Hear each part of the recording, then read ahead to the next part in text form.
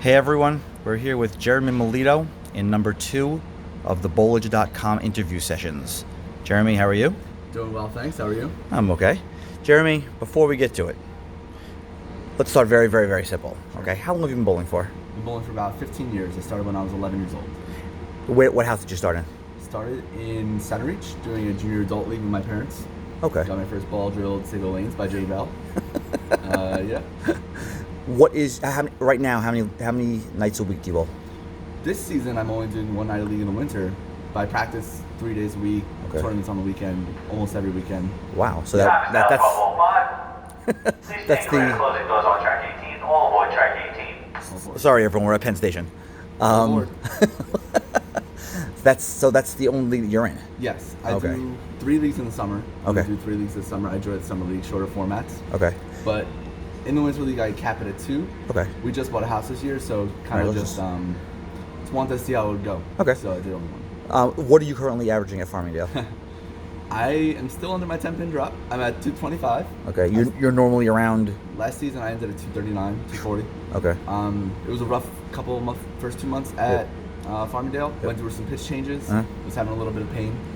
Plus, the place is a little different. But kind of got it figured out now. Been working with Don Hicks a lot. He got my fit feeling right, and it's been good the last couple months. So. I heard.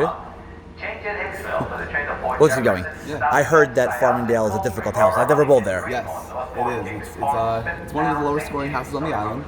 It's a Speed Center, Maple Center. They're known for being a little bit tougher, harder to throw pins. Carry is usually not as stellar as the rest of the house in the AMF centers, especially. But yeah, for that night on 1 and 2, we had a good look. So got it going. Oh, very good. Very good. Let's just let this guy finish talking because he's still going and going and going. How long ago did you bowl your first 300? I bowled my first 300 in 2009. And where was that? Yeah, so 10 years ago at Sable Lanes. Save Lanes. Yep. And your first 800? 800 was at Patchogue, I think in 2011. Currently, I'm sure you have countless 300s. Yes. When you go into the 10th frame and you have the front 9, do you still get anxious, nervous, anything, or is it like, you know what, I've done it so many times? I think it depends on the situation. At Farmingdale, I hadn't had many. I had one in the season before last Thursday. So I was feeling a little bit, just wanted to really do it, because it just, it always feels good to kind of get it done. Normally no, but on Thursday I was like, I wanted it, Okay, well then that brings us to our next question.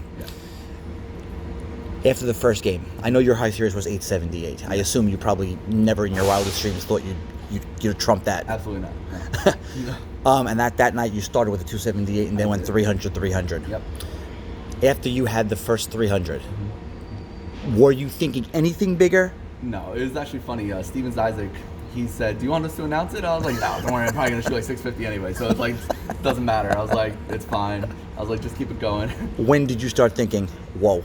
After the first 18, game and a half. Game and a half. I was like, we might have something here. I had a good look on both lanes. The left lane was starting to go away a little bit. At that point, I had to make a move. Right. So you made an adjustment. Little move on the left lane. The right lane, I stuck there all day. Just started throwing it harder when they started to tube up a little bit. You were using different balls on different lanes. I was. Yes. Is that something you normally do? In tournament play, I'm comfortable with it. League play, never. I was actually kind of joking around with myself. I was like, look at me playing like the U.S. Open, in league, having to shoot 700 with 2 different balls. But no, something I don't normally do in league. Kind of just worked out. When you were in the 10th frame of the second game, yes. Again, just nothing different than the first 18, or? That's actually funny. That's actually what I've been telling people. I was more nervous in the 10th frame of the second game than the third game. Why? Just because I knew if I got through the 10th frame on the left lane, I would have a chance. Because the left lane was starting to go away. I thought if I got through it on the left lane, I would have a chance. Then it's just 6 more on the left. But because I knew I was going to strike on the right. It didn't. You were just locked in. The right lane was so tubed. It didn't matter. But I was giving it away a little bit on the left lane. That left toe carried great. So, got a lucky there. At what point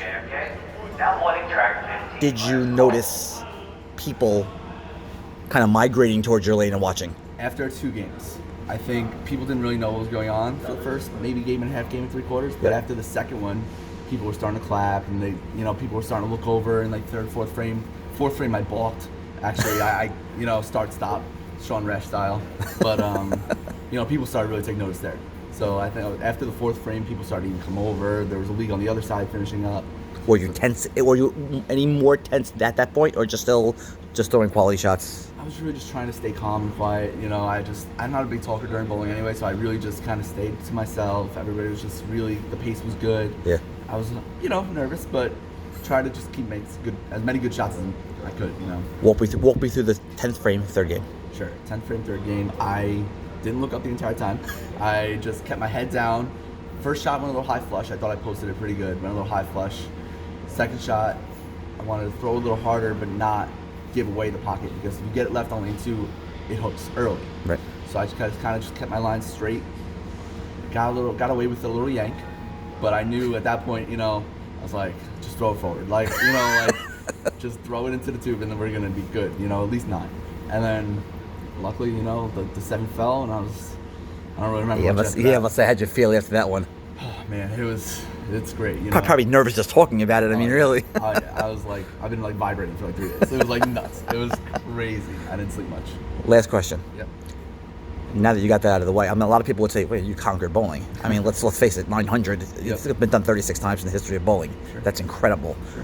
What else? I'm a big tournament bowler. I know I'm not naive enough to know that one great night of league doesn't mean you mastered the game. Obviously, it's been done 35 times, but there's a lot more to do. I bowl a lot of major tournaments, bowl the Pilot Cup, regionals, the Masters. So I want to have some major tournament wins under my belt, bowling out of the Masters. Just continue to get better. I've had a really strong season so far. 6th place at the Masters, 2nd at the 700 Club. But I want to build off of that. Continue to build up my tournament resume. Very good. Jeremy, thanks for the time. And again, congratulations. Amazing accomplishment. Thank you so much. I appreciate it.